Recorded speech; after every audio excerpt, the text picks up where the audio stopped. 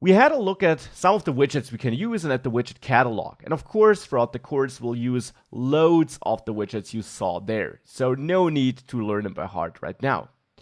For the moment, however, I want to move on by now also moving my buttons here, my answer buttons, into a separate widget, into a custom widget. Maybe change the styling a little bit, maybe to give them a blue background and make them take the full available width. But that won't be the focus here. Instead, what I want to make sure is that we have real text on these buttons, so that we have text that fits to the question we have here, so that we continue working on this first basic application. And for this, let's create a new answer.dart file, which should hold the answer widget. And there we need to create a widget now. Now you could think that you need to create a stateful widget now, right? Because here in main Dart, on a button, we of course have that onPressed argument to which we pass a pointer to the answer question function. Now, just because we register a function here for an event does not mean that the raised button has to be in a stateful widget. Of course, we want to change some data when this event fires, when the user presses the button, but as it turns out, we can also trigger a function in another place of the app, even if this button lives in a separate widget. And that is a core concept and a core pattern which you will use a lot in Flutter, and therefore it's exactly the pattern we'll dive in right now. So here in the answer.dart file, I'll create a new stateless widget here actually, and we'll name it answer. And just as in the question widget, we need to import the material file from the Flutter package because that unlocks stateless widget and so on. Now in here, I will leave the container because as a child of that container, I want to have my button, and I keep the container because that will allow me to control the width. So here the child is the raised button here. The text will soon be received from outside, and I'll come back to that. And onPressed, as I said, should change something, but will also make that change in another widget. And how that works is also something I'll show you in a second. First of all, let's adjust the width, and I'll set it to double infinity again, which is a helper property on the double object. Remember, everything in Dart is an object, so are doubles, and that is the core double type, which at the same time is basically the class for the double value, you could say. And on this class, we have an infinity property, which basically gives us a value which tells the container to take as much width as it can get, which is the width of our device. So that's the width of the container. Now for onPressed, I'll temporarily use null again so that we don't get an error, and that we now can use this button as it is. I also want to set the color of the button here, and I will set it to a color by accessing colors. And colors actually is a class which also has some so-called static properties. These are properties which you can directly use on the class itself without instantiating it first. And there you have various pre-configured colors, and I will simply use blue. Now this can look strange because we haven't used that before.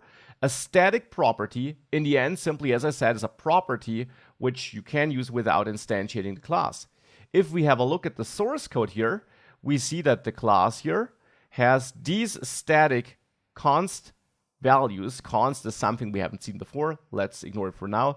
These static const values here, like black, and then a different shade of black, and so on. And then if we scroll down, also different shades of white. So these are simply properties, normal properties on the class. The only difference is that you can access them without creating an instance of the class first. And such properties exist because we really just, we need that value here, right? And therefore this is like a utility feature of Dart, you could say, that we can get easy access to such a value without having to create a new instance. Instances of classes typically make sense if you want to create multiple different objects based on one and the same class. Here, of course, we want to have multiple different colors, but each color is just a value, like a simple text or so on. And therefore, of course, technically it's also an object, but we don't need the complex colors object for that.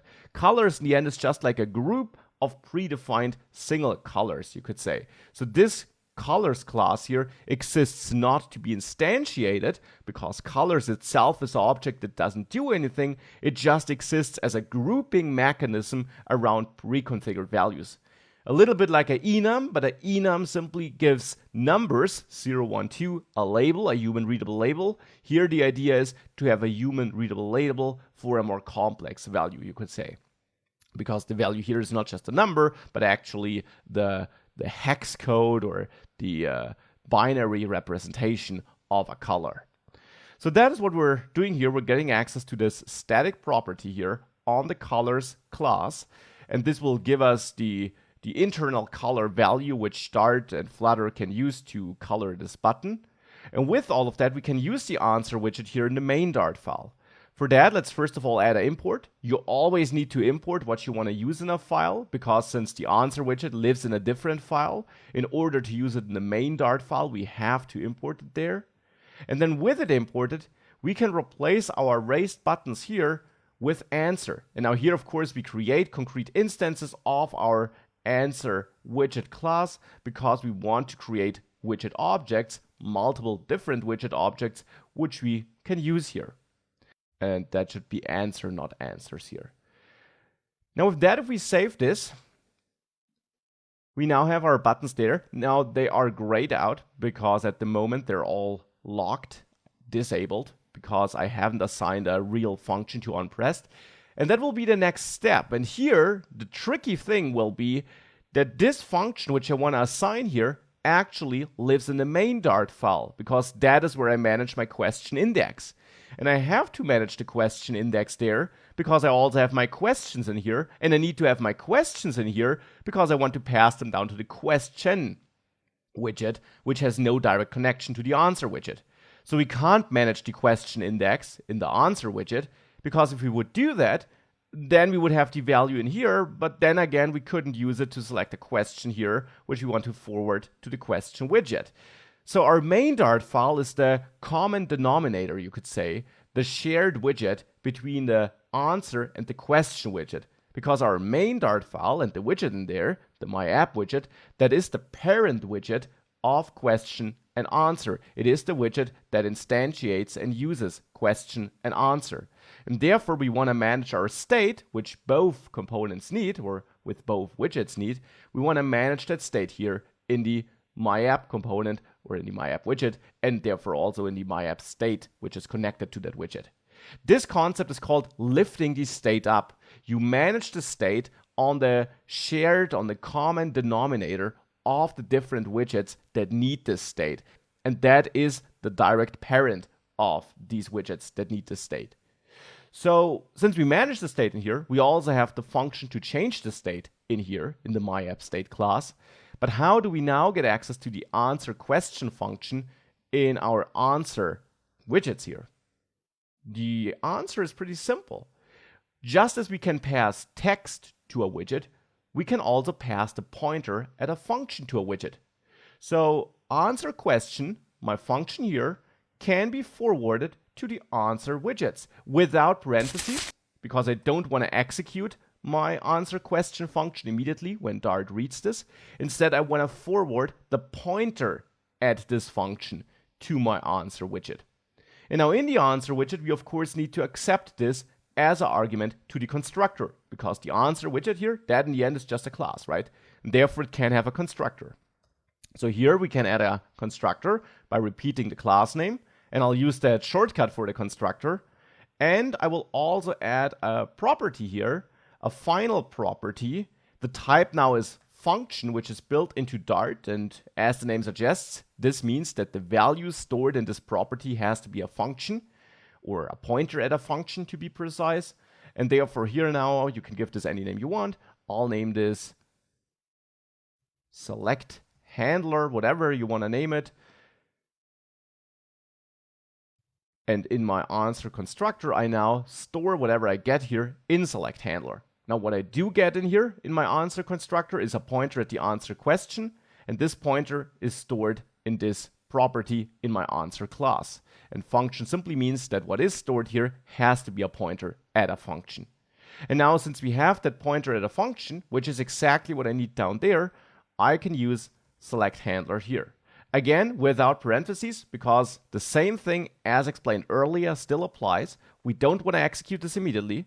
And hence, now we should have a setup where we can trigger a function that's actually defined in a different widget from inside our answer widget, because we pass a reference to that function down to the answer widget here in our MyApp state. So with this setup, we should be able to save this.